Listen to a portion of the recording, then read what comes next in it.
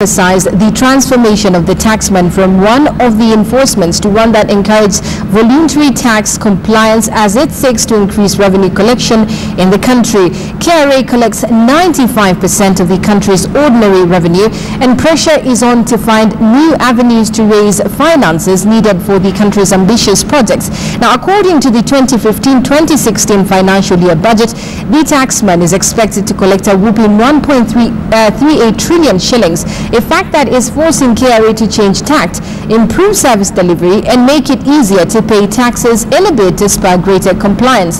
The Standard Group CEO Sam Shillay, however, took issue with the state, saying that several government agencies were deducting a 6% withholding tax from the company but failing to remit the same to the taxman. He called for a speedy resolution to the issue, which he said was netting off a loss to the company. He, however, lauded KRA for the initiative, saying that the decision to get out and meet the taxpayer and get feedback on some of the challenges was welcome.